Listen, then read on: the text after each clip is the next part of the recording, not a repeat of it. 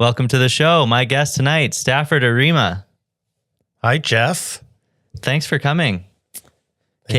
Sorry. Thanks for having me. Can you tell everyone a little bit about yourself? Well, I was born in Toronto back in 1969, and I lived in Toronto for a good 21 years before I went to New York City and pursued a dream of working in theater, but specifically musical theater.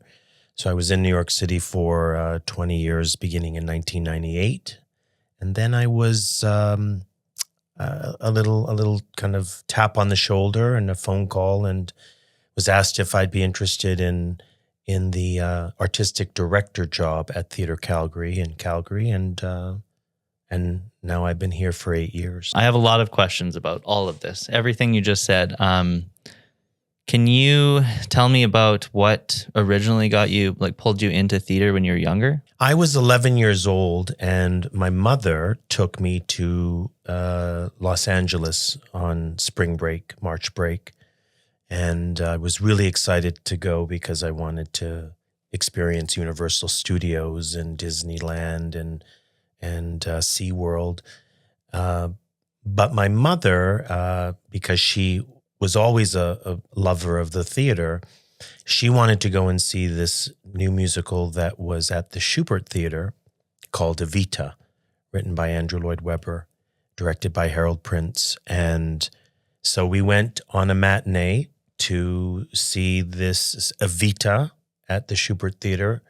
And I was really unhappy about going because, what's an Evita? What is going to some room and watching a play? Is it people are singing? But we went. We sat in the last row of the balcony. It was one of the hottest tickets at the time. It was kind of like the Hamilton of 1980, and the lights went out. The music started to play, and for 2 hours, I found myself transfixed on what looked like little ants kind of running around on a stage, because I was 11, I was small, I was far, far back. But this musical and this experience really, I guess the cliche is, was bitten by the theater bug. And really, I guess from that moment forth, I just became really obsessed probably with the musical Evita. It became, I just wanted to see it all the time. I destroyed the cassette and the vinyl LP. And it was that experience that really ignited this passion of live performance. And ever since then, it really became something that I think I always wanted to pursue. Originally, I was going to be a performer, an actor. That's what I think as a young person, that's really what you see. You don't realize that there were other jobs in the theater. And so I pursued that for a little bit of time, but realized early on that my strength really wasn't in performing. And a wonderful professor at York University, where I went to school in Toronto, Ron Singer, was very instrumental to kind of open my eyes to the possibility of maybe another area, and that was directing.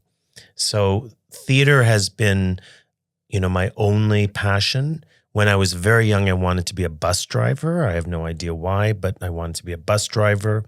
And then at one point I wanted to be a lawyer because I think I read somewhere that they're the highest paid people or something.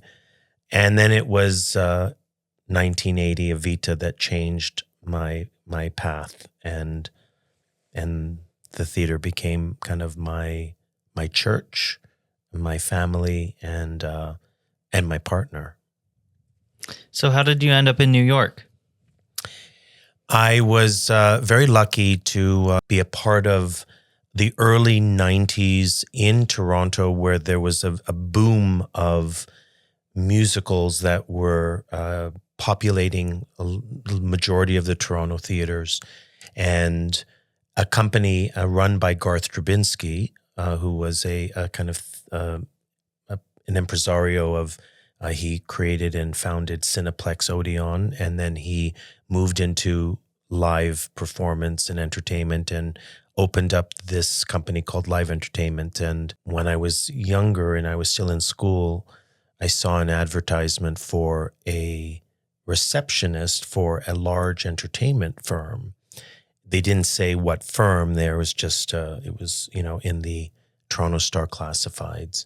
And I remember showing my mother this and saying, I think I'm going to apply for this. And she, I think very in a parental way, said, why are you going for some big thing? Why don't you maybe try for like a smaller theater like the Tarragon or Toronto Free Theater? And I was like, well, why not just try for like the big theater? I mean, the worst that could happen is they could say, sorry, we're not going to hire you. But I did get the job, and it was for a temporary receptionist for Live Entertainment, which was Garth's company. And at that time, they were producing at the Pantages Theatre in Toronto, The Phantom of the Opera. And it was, it was the Canadian premiere of a Phantom. And this was my way of kind of entering into a space in which musicals were being created, formed, produced. And as the company grew, Garth and his team started to explore new musicals that had never been seen before, because Phantom would be kind of like a facsimile of the Broadway production. But to start looking at new works and having a new work premiere in Toronto before going to New York in a kind of what we would call an out-of-town tryout. And I was very lucky to be what I called at the time the vice president of Xeroxing on a brand new musical that was being workshopped in Toronto by Garth's company called Ragtime, based on E.L. Doctorow's novel that was made into a musical written by Stephen Flaherty and Lynn Ahrens and directed by Frank Galati. And because I was there at Livent as the receptionist and obviously heard about these things happening, I really wanted to find a way to be in that space, because going to York, which was a great experience, musicals at that time in the late 80s, early 90s, they weren't, the musical form is not indigenous to our country. It's an American art form. And primarily at that time, the works and the musicals that Canadians were seeing were the tours that were coming into the cities through the Mirvishes or through Broadway across Canada.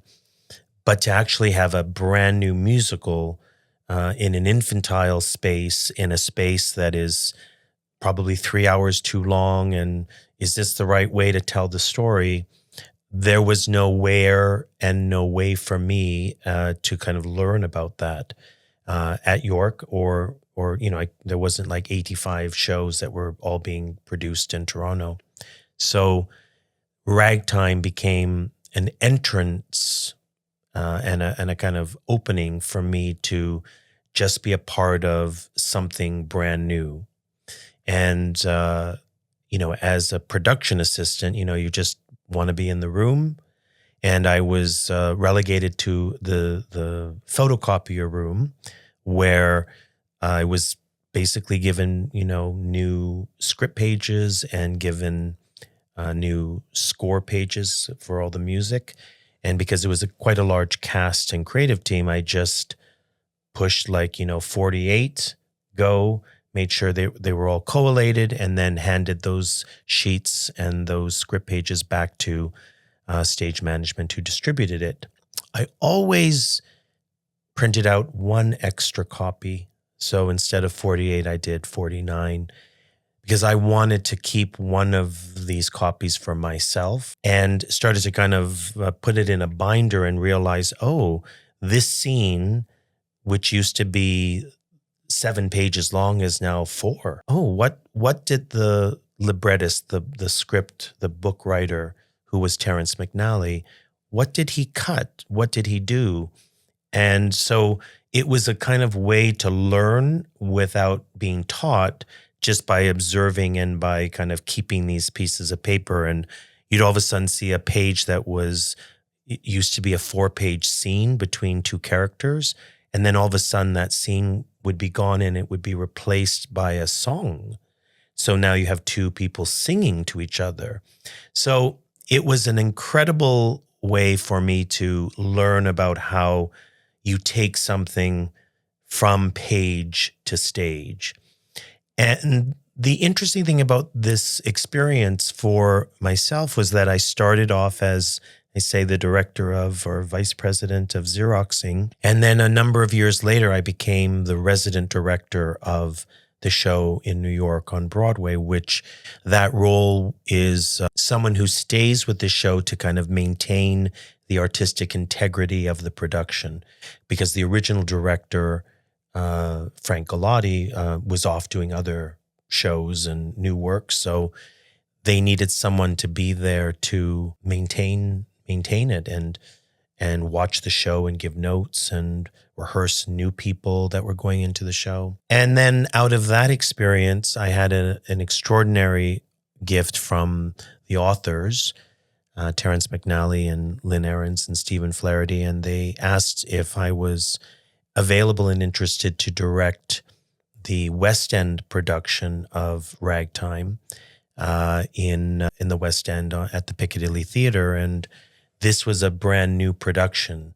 This was a production that was meant to kind of take a very large show, which at that time was over 58 people on the stage, and cut it down to, something like just over 20.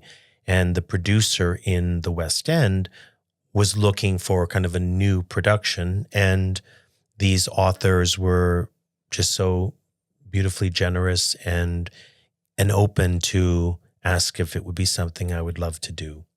So that's a very long way to say that Ragtime was a very instrumental show for me, going from Toronto, moving to New York, and then inevitably staying in New York for those 20 years. The show ran on Broadway for just under 2 years.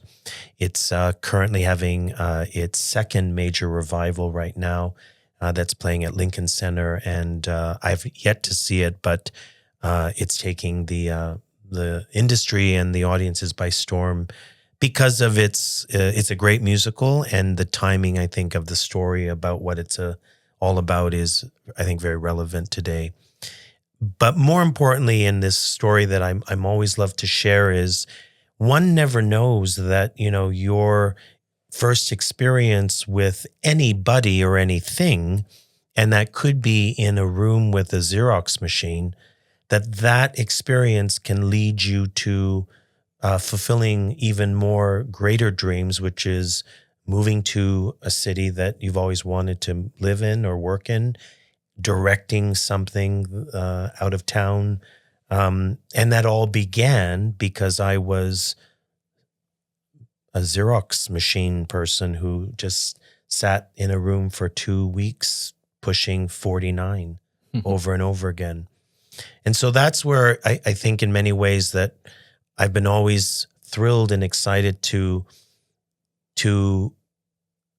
inspire a conversation with people to know that if you have a dream, and I'm a big believer of dream manifestation. There was a book written many, many years ago, I think, called The Secret. And there was, it was this kind of sense that, you close your eyes and you believe and you visualize the Rolls Royce, and the Rolls Royce will appear. And obviously that doesn't work that way. But to me, the premise of manifesting one's dream is to see it, to believe that it's possible to ascertain, but then focus your life, your passion, every cell in your body in making that dream happen through action-oriented experiences. And even though I didn't know that I would live in New York for 20 years, it became apparent that everything that I did led me to that dream becoming a reality. And it could be as something as simple as answering an ad in the Toronto Star looking for a receptionist. Because really that's where it all began. If I didn't answer that ad, who knows what my life would be, or if I'd be sitting here with you today, Jeff. Yeah, that's a great story. That's a great story. The law of attraction. Yes. Surround yourself with the people and things you want, right? That's good. I hope someone hears that and puts themselves out there in that way. 20 years in New York is a long time. What other highlights from your time there were there? I was very lucky and fortunate to have directed a musical on Broadway called Allegiance, starring George Takei of Star Trek fame and Lea Salonga, one of the preeminent Broadway performers who was the original Miss Saigon in London and then obviously on Broadway. And it was a story, an original story and an original score about the Japanese-American internment and how a family, a fictional family called the Kimura family, how they dealt with the realities of war and the realities of what their country, specifically America, put them through. And it was the first time in the history of Broadway that any kind of musical about the internment was produced. And so to have that incredible responsibility, but also that opportunity to tell a story, on the great bright way of Broadway was just an incredible moment that I will never, ever forget, and was very honored to be the director, to be the first to helm a production that many said, and probably would still say, that's not a commercial vehicle. Who is going to want to go and see a musical about, the Japanese internment? But people did. And thankfully, because of George Takei and his reach, we were able to fill that house with audiences that were sometimes coming to see George, but leaving with a greater understanding of a specific slice of life in the Japanese American kind of experience during World War II.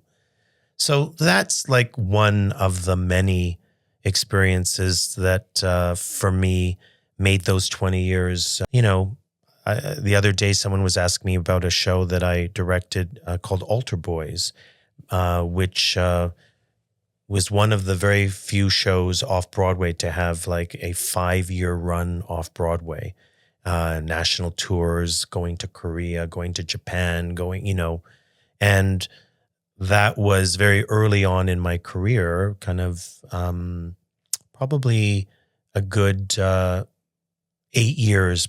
I was in New York beginning 1998, and Altar Boys didn't happen until early 2000s. So I was for a number of years just kind of figuring it out and assisting on a lot of productions. But then to actually have your own show and then have that show be a hit, that's another kind of cool thing, to have happened. So the list is actually quite long. Yeah, I bet.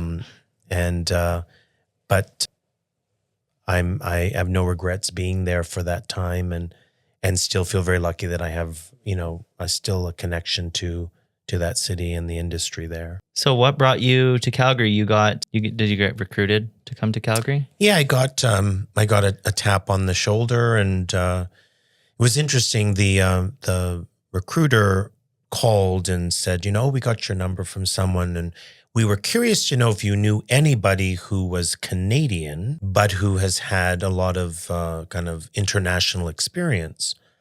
And I said, well, I know Des McAnuff, who is a Canadian and who has a lot of international experience. And he was one of the artistic directors at the Stratford Festival a number of years ago. And I said, but I think he's moved on from artistic directing. I said, but if I think of anybody, I will give you a call back.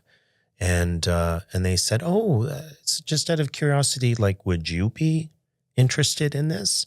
And I said, "No, but thank you," and hung up. And then I thought about it a little bit, because I thought to myself, well, that was a bit of a quick answer from me. Why would I just say no? I didn't really think about it. Part of the reason I said no is because I've had no experience literally being an artistic director. I have worked for a number of artistic directors being a freelance director, but never have had, dreams or even illusions that that would be a next chapter in my artistic life. But I kind of always felt in many ways that, when a door is either opened or someone hands you a key to a door, one should at least open the door and see what's inside. So I called them back and I said, well, it wasn't no as in N-O, it was K-N-O-W. I don't know, but let's talk. And we had a number of conversations, and at some point, they said, well, send something on paper. And it all led to a couple of flights to Calgary, and got a chance to meet the board of directors.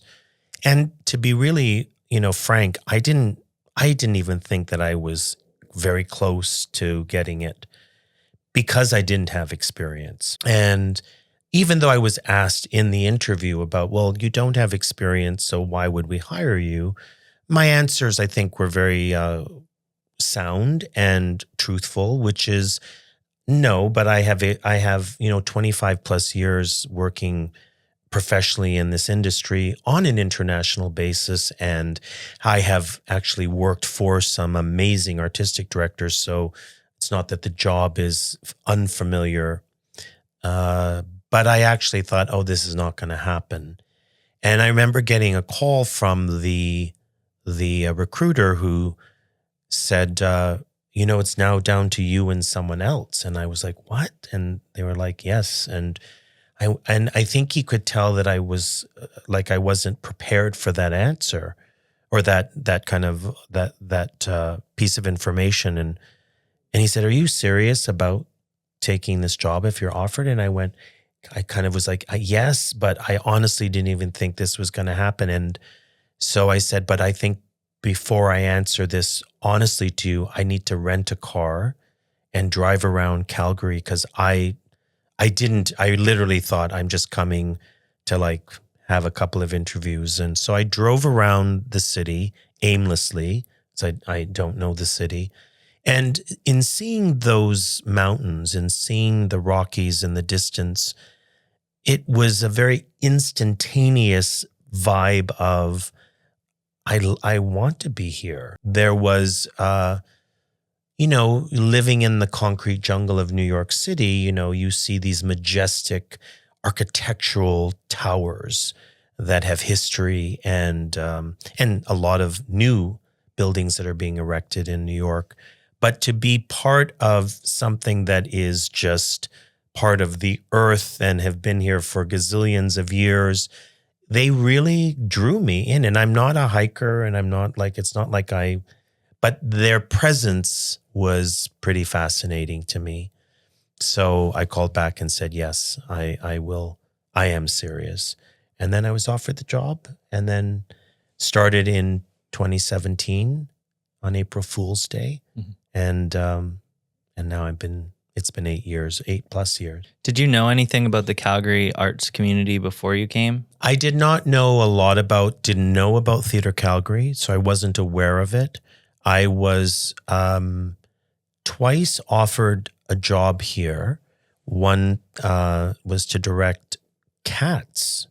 The artistic director at the time was Dennis Garnham, and I couldn't do Cats. And then I was very close, actually, to direct Mary Poppins here. But then I think Allegiance, the Broadway show, happened, and so I couldn't do it. But I think I only knew what I knew of Calgary was that it was near Banff, near Edmonton, and that there was a stampede or kind of rodeo thing here. But that's it. And I did know that there was a progressive kind of energy of politics with the mayor at the time. But other than that, no, I didn't know a lot about Calgary, and I didn't do a lot of research even when I was, kind of interviewing for the job, because again, honestly, I didn't even think I was going to get it.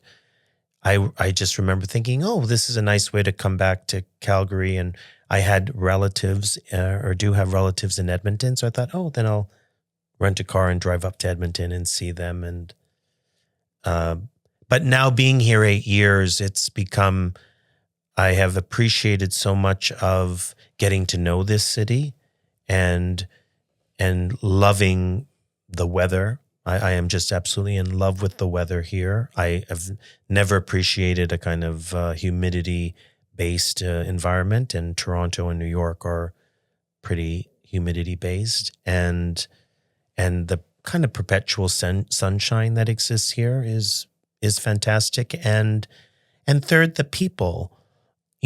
I coming from New York City, where New Yorkers are New Yorkers. They have no, they don't apologize for anything. They are who they are. And I have found that Calgarians are the same. They don't apologize for who they are. And that kind of maverick energy and independence of self is very moving to me. And unlike where I was born, and not to go into a whole Toronto thing, but just a different vibe in Toronto. Yeah. I've had some people from Toronto on the show, and they just vibrate on a little bit of a different level. Yeah. Yeah.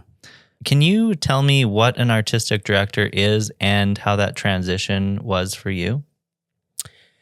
I think at the core, an artistic director is responsible for the artistic voice of the company, and in this instance, Theatre Calgary. And so under that kind of overarching kind of view, one of my main responsibilities is to collaborate with the team on creating seasons. So curating a season, what plays, what musicals are going to happen during each season. And finding a theme within that season that perhaps has some relevancy to the world that we are, the zeitgeist, or what's happening right now in the world. So that's part of it. That's really, in many ways, and not to say anything that sounds disrespectful, but that's the easy part, is curating a season. The more challenging parts are really collaborating with one's community.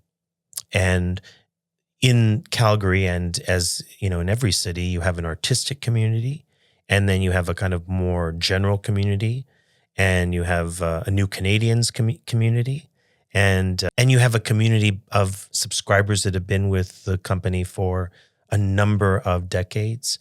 And so when you kind of put all of that together, then one has to understand how to work with all of those communities and ensure that each one of them feel seen, spoken to, and feel welcome. And as one knows, that's almost an impossible task. You can't please everybody. And so once I started to learn that my role is not to please everybody, I started to realize that I had to find, what did I think, and this is where each artistic director will bring something different to the role. What did I feel in collaboration with my colleagues that I work with feel is going to help our communities? What can we do at Theatre Calgary to ignite conversations, to bring or show or elaborate on opportunities that maybe this community isn't aware of? What kind of stories are we telling on the stage that audiences are going to come to and be connected with? And what stories are people frightened of that maybe have not been on our stage? So to me, those are the interesting conversations and debates and choices that an artistic director, I think, once you get to kind of know the city, and you can't know the city in your first season, even your second season.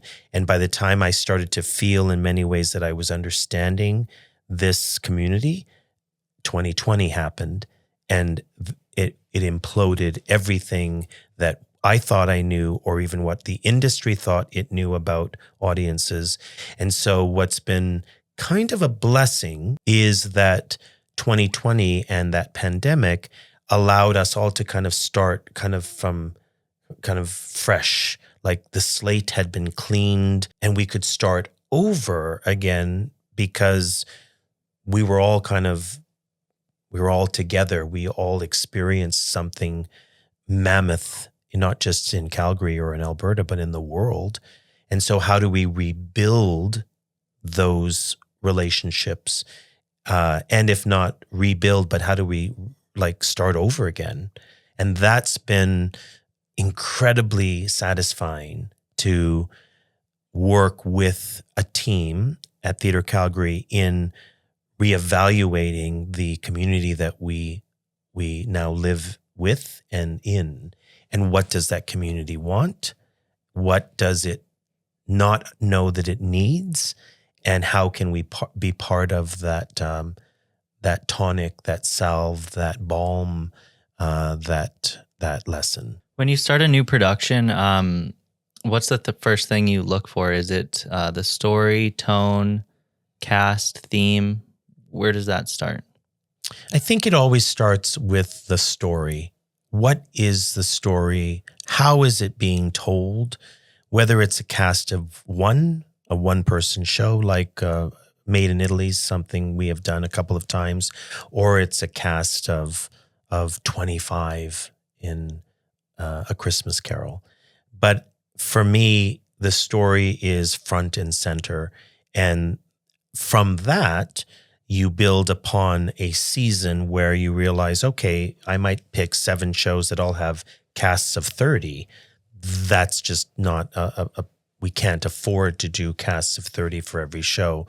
Or you find shows that are plays or works that speak on another level, maybe not something I thought was going to be perfect, but okay, that goes into this pile. And then you have 12 to 15 works that you start kind of figuring out, oh, what's the theme? There's a theme that kind of starts to reveal itself. I always start, I've always believed in this notion that the works start speaking to us. Yes, I might go into a season and go, I would like to find plays about resilience because we've all come out of the pandemic. So let's just find plays about resilience. And then you find these plays about resilience, but then you realize actually there's something more valuable in everything that we're learning here, which is not about resilience. It's about maybe resilience and forgiveness, and maybe about how we can forgive ourselves over what has transpired during this pandemic. So it becomes at the beginning point is the story. And then once you kind of build upon those various plays or musicals or works, then I kind of let go sometimes to allowing those works to inspire us in what they're telling us. After rehearsals begin, how do you know you're on the right track with what you chose? Is there a feeling that you get? I think that as a director, it's slightly different. As a director, you're in the trenches. You start on day one and you end on opening night, and you're with that show for every second. Artistic directing a show is someone that's almost like more of a producer. You're kind of 3 steps away from the process. You kind of jump in or eavesdrop in on the process, maybe during a run through of the first act. But I could probably speak for a lot of directors and say, you never know. You know that you have a passion for a work because obviously you've decided to want to invest those 9 weeks or 4 months or whatever it might be in that story. And you have brought together a a group of other creative forces, performers, designers, stage managers, crew, to help bring that vision to life. And I know for myself as a director, there are moments where you leave rehearsal and you go, this is amazing. It's everything that I thought it was going to be and more. And then sometimes you leave a run through where you go, this doesn't work at all. I know for myself, there is always a moment in the preview period, which is before you open, that I think it all sucks. It's all bad. The whole thing is bad. And every process I've been in, I've always had that one day. For whatever reason, I don't know why it happens, and maybe other directors will say, yes, I have that too.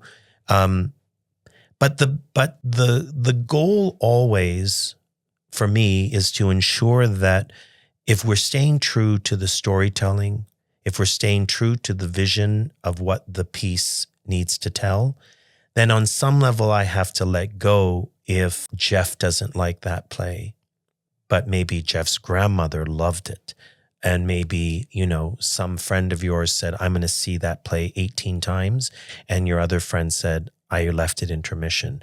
And when you start to realize and accept the fact that art, not just theater art, but art in general, and I always equate also to like wine, although I'm not a big wine drinker, someone could have a Chardonnay from someplace and think it's the best thing they've ever tasted, and someone could say it tastes like vinegar. Same thing with art.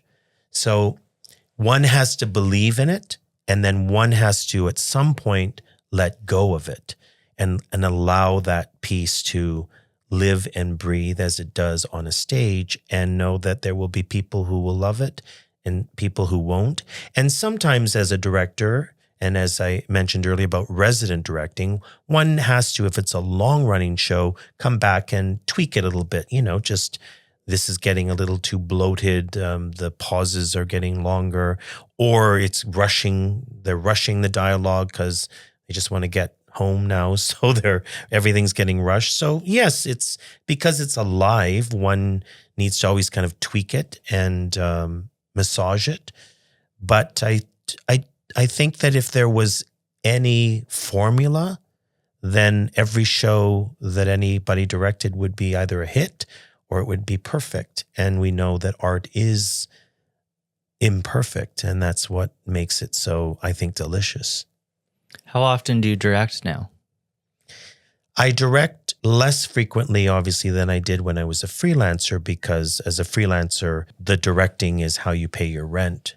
And so I direct less frequently now, but I am much more, I choose the projects wisely that I'm going to direct either at Theatre Calgary, or if it's a project outside of Theatre Calgary, which in my world is called guesting, where you guest and you direct a project outside of your city or your theater, I have to be much more careful in making sure that I'm choosing wisely, in the sense of, because there isn't a lot of time. I have a full-time job as an artistic director, and how to ensure that whatever I'm doing either at Theatre Calgary or outside of Theatre Calgary is maintaining, one, an artistic integrity, and two, that's something that I feel very committed to, and I feel that is important to do, because it'd be great to, I've never directed at a Stage West. And I remember as a young person in Toronto, I used to go to the Stage West in Mississauga, and there's always part of me that's like, it'd be kind of fun to direct at like a dinner theater. But that's something that I can't really do now, because if it's between the Stage West Dinner Theater or a new work at Theatre Calgary, I'd have to pick the new work at Theatre Calgary. Can you tell me, when you're directing, what you feel the most challenging and the most meaningful parts of it are to you? The most meaningful part is the awakenings that happen during the rehearsal process. And I say awakenings whether it's the writer, or whether it's a stage manager, or whether it's a performer, or whether it's a designer, that something in that room has awakened something new in the actor. Oh, that's what this scene is all about. and then takes that awakening and the scene becomes even more richer. Or a designer going, I just watched the run through of that scene. I know now that I want to get this color apron on the woman, on the character or whatever.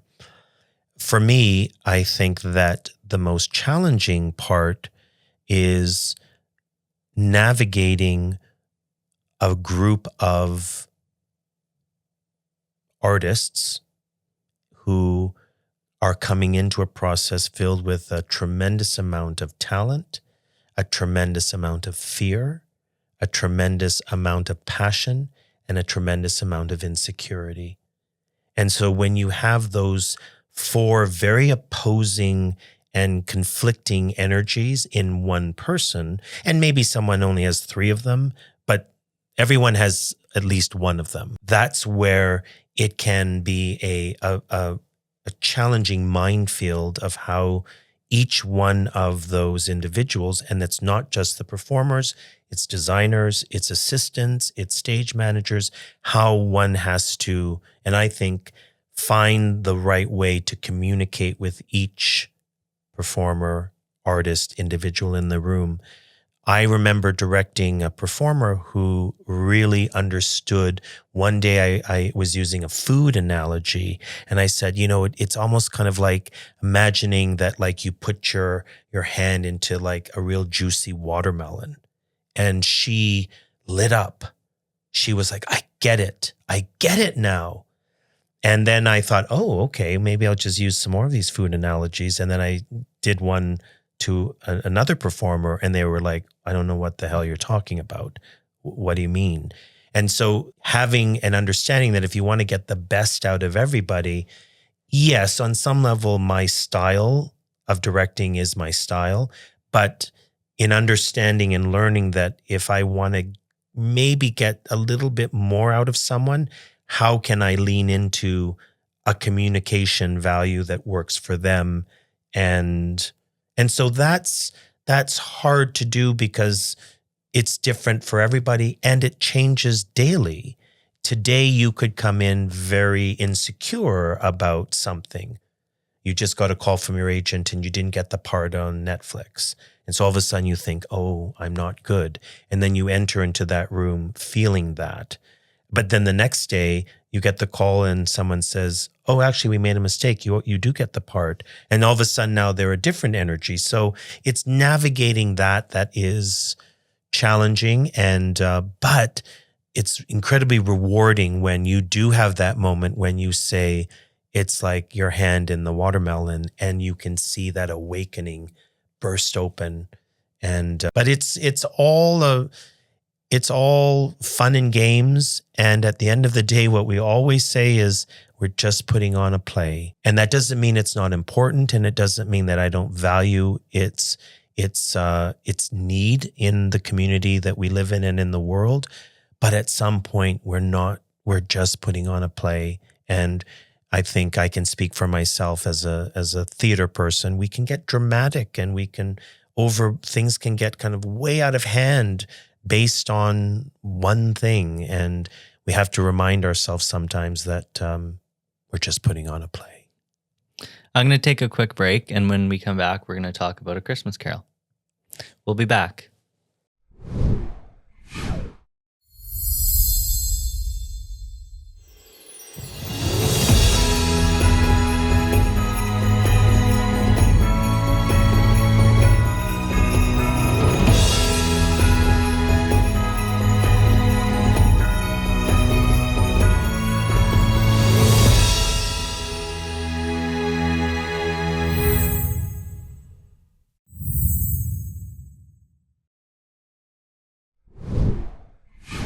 And we're back. So you're directing A Christmas Carol. Yes. How long have you been directing The Christmas Carol? Started directing it in 2019. I started my job here at Theatre Calgary in 2017, and there, it's been, I think this year it's 38 years. It's been a tradition, and so that was the one thing I knew I could not change. wasn't like, let's do something else. So I thought, what a wonderful way to explore a new carol by finding someone in the Calgary community to write the adaptation. Traditionally, and not every artistic director does it, but a fair amount of artistic directors will adapt the Christmas Carol and direct it. But I thought to myself, I mean, sure, I could do that, but why not open it up to the community? And so we did kind of like just we sent it out there. We let everyone know who was in the community that we were looking for some, like a one-pager. And then there were these blind submissions. And then we inevitably picked someone from Calgary named Jeffrey Simon Brown, who just brought the energy of the Dickensian kind of vibe that I was really looking for. Old-fashioned, not in like dusty, but something that felt very traditional, that didn't have a kind of like fun point of view. We weren't going to do the Muppets version or, the Star Wars version. I wanted to go back to something quite traditional. And so the production happened in 2019, and we opened, and then 2020, we had the COVID pandemic. And so we had to put it on hold for a couple of years before resurrecting it again a couple of years ago. We decided to do like a video, like we filmed a movie version of Carol, and we did a production that had 3 actors playing all the various roles. But the dream was always to come back to a carol that had a size and scale and scope to it that kind of matched the holiday vibe of Calgary and that tradition. Yeah. This version started in what year? 2019. It was the same as how it is now? Well, it was, again, kind of like the first time we did it. So the author and made some adjustments. I made some adjustments. Designers made some adjustments. Even the production that is playing today has new things involved, like some scenic elements and some props and new performers and a couple of new lines and some new staging. So we always try every year to kind of zhuzh it up a little bit and improve on things that maybe kind of worked on a B+ level last year. So let's make it an A+ this year. And so now that we understand more what needs to happen, we can make all those adjustments. I must have first seen this version, I think, in 2021. My first episode ever of the show, I had Joe Perry on, and we talked a lot about A Christmas Carol. I just wanted to mention that. I love Joe. Joe was, he played young Scrooge in the production, not this year, last year.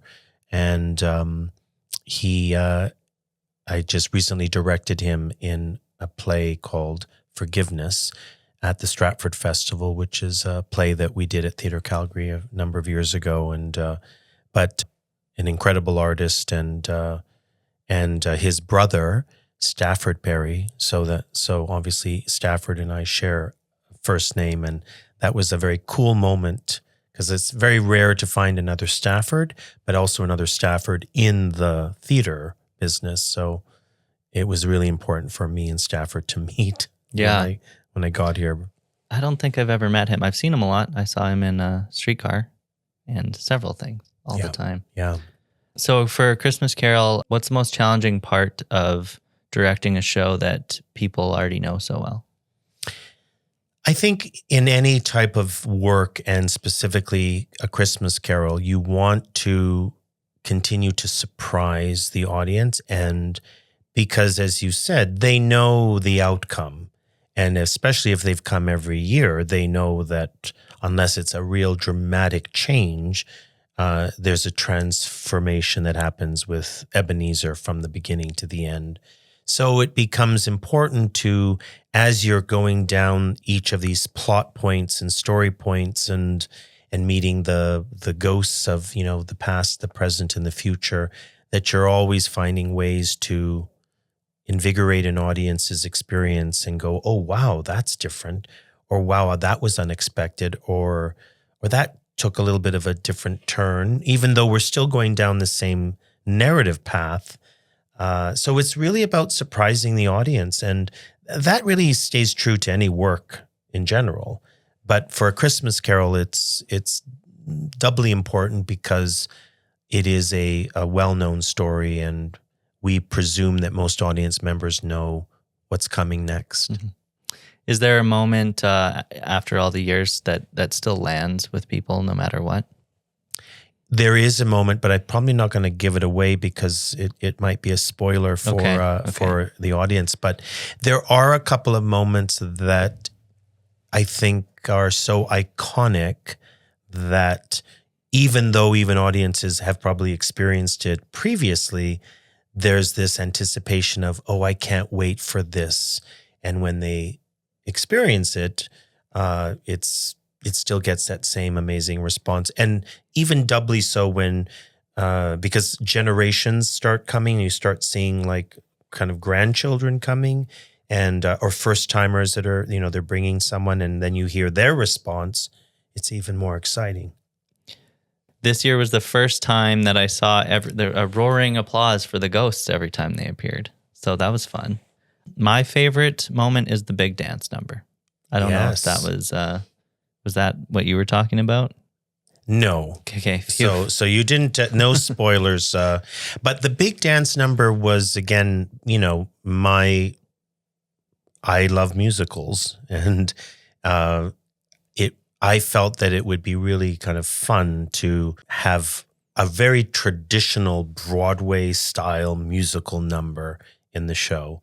And when my collaborator, Jesse Robb, who is the choreographer, he directs musicals and he choreographs musicals. And so I thought this would be a perfect opportunity to work together and really kind of take this Fezziwig number and just throw all the musical theater tricks and joyfulness in a number that really kind of moves people and is entertaining and totally is it's like a big dance number. And what's so brilliant about the choreographer Jesse is that when he agreed to do the show, there was no like audition for dancers. We didn't like audition the cast and say, okay, you have to dance and see if you can kick your leg up or whatever. So that number was choreographed on primarily actors, not necessarily musical theater actors, or if they are musical theater actors, primarily actors and singers versus, a dance ensemble. So that to me is such a special moment because for some people it feels like, oh, they must be like dancers up there because they're executing it with such brilliance and fierceness. But that's where choreographers and a choreographer kind of working with the talent is where you get the best kind of storytelling. And so it's always a crowd pleaser, that number. It's a lot of fun. Yeah. Yeah. Is there something you enjoy most about seeing the alumni cast and newcomers blend together year over year? Well, because Christmas Carol has been such a staple in this community, and so many of the artistic performers and actors here have either been in it, decades ago, or have played different parts. Like, someone has played maybe Mr. Fezziwig, but then next time they play a different character. But when new performers come to the work, and they're performers because all of the cast is from Calgary, and you see that just that light and that joy and that pride and because they have been in the audience watching it for 5 years or 10 years.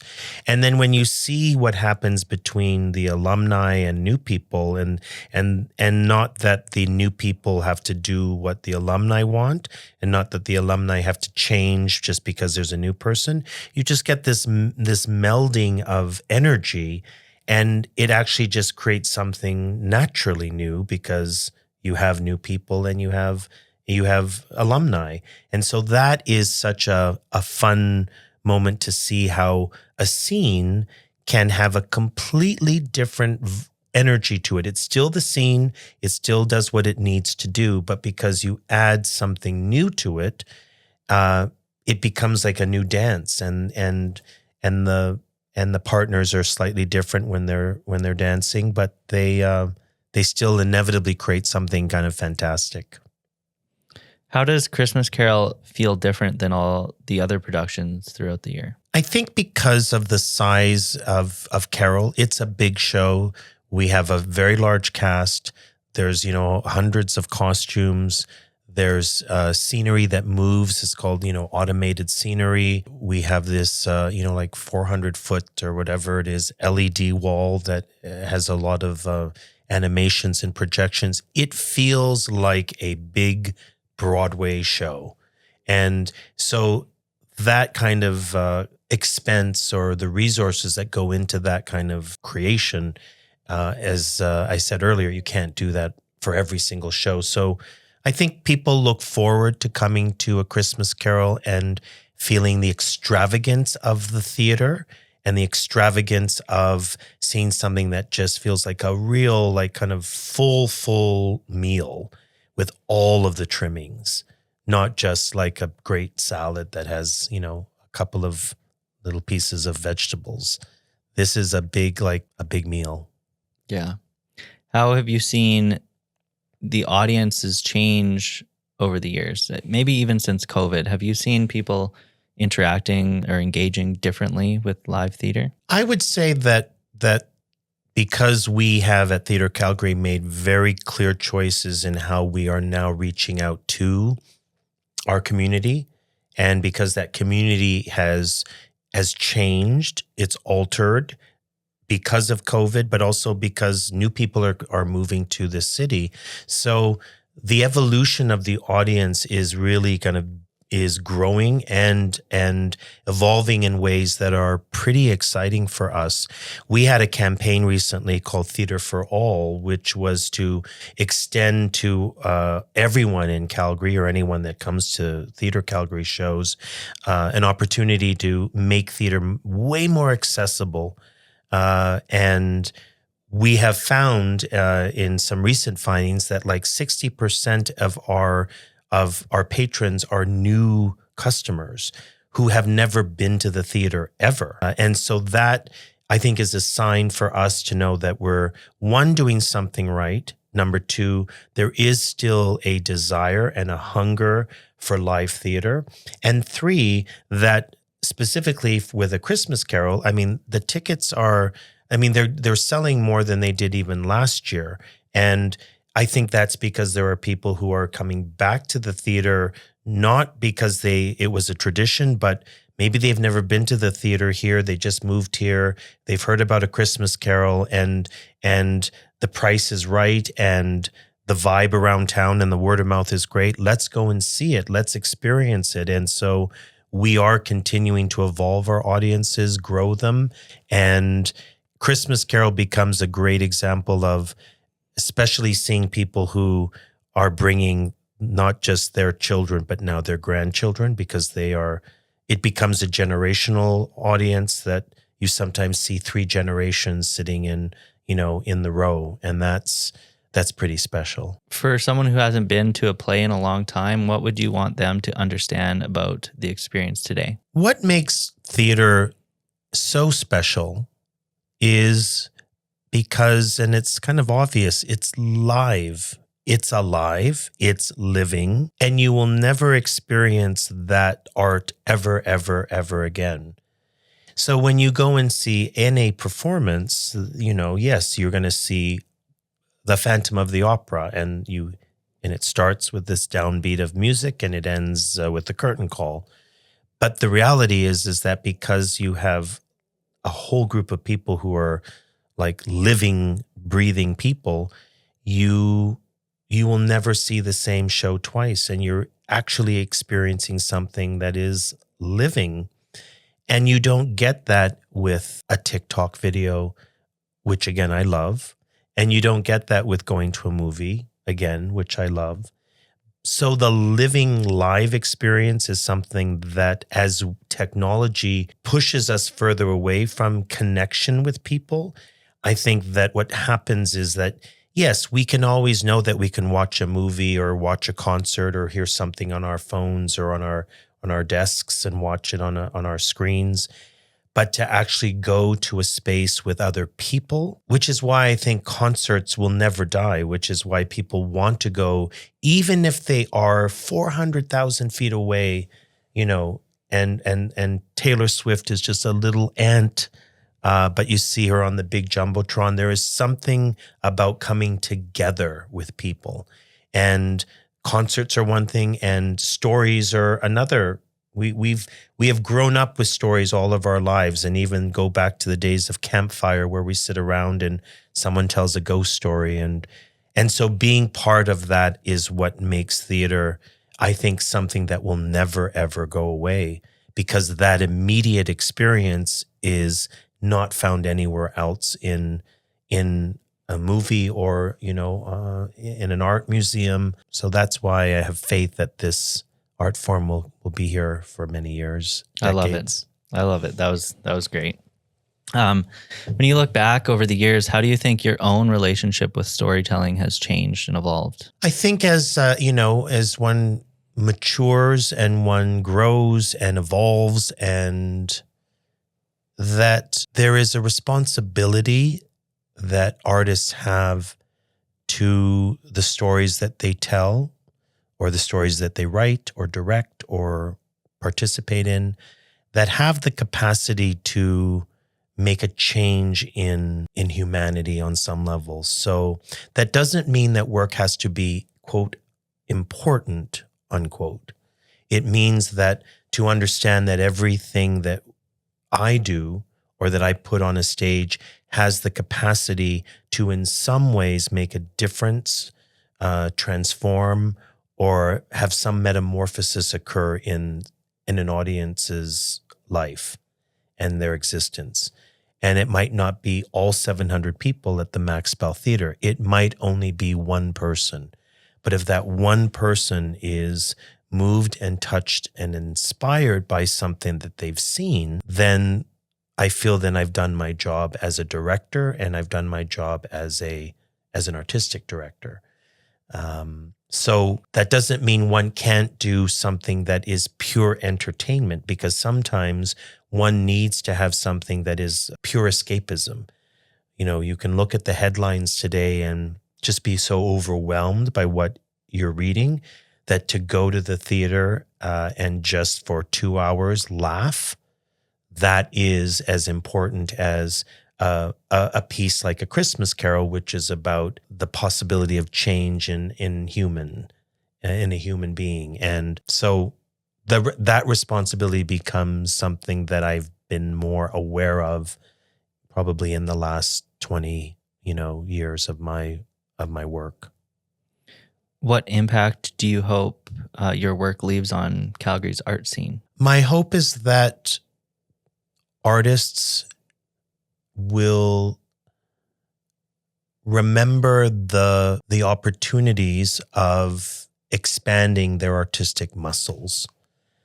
I think that I have the most joy when seeing a new generation of artists finding their voice and not being complacent in, okay, this is where my voice is.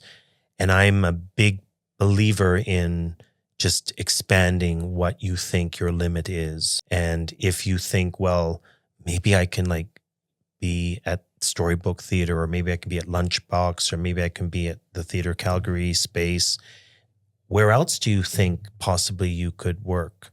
And maybe leave Calgary for a little bit, gain some different experiences with different people, come back to the city and bring that kind of energy here. And so for the artists, I hope that that's what I'll be remembered for. For the community, the possibility of that there were works that were seen on our stage that have never been seen before, and that those new works maybe have a life outside of Calgary. We're very, very proud of a play that we commissioned called Forgiveness. We co-commissioned it with the Arts Club in Vancouver. And, that play, this year went on to have a great run at the Stratford Festival that Joe Perry was in, and is in conversations to expand it to a much more international venues to share that play. So for a work to have to have been birthed at Theatre Calgary, and then to have it have a life outside of our great city, that would be something that I hope I would be remembered for, because that's something that is important to me in allowing people to understand that the work that we do here at Theatre Calgary and in this city has the potential of reaching a very broad community outside of our province and outside of our country. Thank you. So for Christmas Carol, it's probably almost sold out. Hopefully people can get out and see that if there's tickets left. And what else is coming up for Theatre Calgary? We have a very exciting, I guess it's like our second part of the season. We have 3 shows left before we end. And the first show in the new year is a brand new musical called The Tale of the Gifted Prince. And it's an original musical that is having its world premiere here at Theatre Calgary, and it's a fantastical tale about a young prince who discovers through a kind of rites of passage what it really means to be a prince, and it kind of is a mixture of a Disney fable with some adventure thrown in there, and so it's a family-friendly show that has some extraordinary visual design elements to it, puppetry. It's going to be a real feast for the eyes. And our second show in the new year will be a new adaptation of A Doll's House that just had a great run in Vancouver. We're doing a co-production with the Arts Club, and it's when you take a classic play and give it a treatment that is, I call it like just simple, pure, and unadulterated. And the writing of A Doll's House just comes through, and these incredible characters and the relevancy of what it means to be a married woman in 2025 or 26. I think is going to be one of those classic evenings of theater that I know audiences sometimes just, crave for. And then we close with a very exciting Theatre Calgary production of Come From Away, directed and choreographed by Jesse Robb, who is the choreographer of A Christmas Carol. And this is great because this is our opportunity to do our production. So it's not a kind of facsimile of the Broadway production or the one that comes through, Broadway across Canada. It is a Theatre Calgary production with 95% of Calgarians up on that stage telling this great story of resilience and family and community. And so that's our last 3 shows of the season that, already Come From Away is almost selling out because very popular musical, and with our Theatre for All campaign becomes an affordable ticket price that, some people can't take their 6 kids or their family of 4 to see something at these other big theaters because, ticket prices are very high. So when people know that they get to see a quality show with, excellence on the stage, but at a fraction of the cost, it again becomes part of the importance of community building and bringing audiences to see something that is a pretty special show. And all of them are still part of our Theatre for All campaign. So it's one great reason why I think that we have seen an increase in our audiences because we're making it more accessible for the community. Yeah, that's all I have for questions. Thank you for coming. I really appreciate it. And that's it. Do you have anything you want to say? No. Okay. I just it's been fun, and now I can't stop seeing Justin and Michael when I look at you. Thank you. I take these off and it just ends. Oh, okay. Yeah, it's almost done. Are you ready? I'm ready. Okay. Goodbye.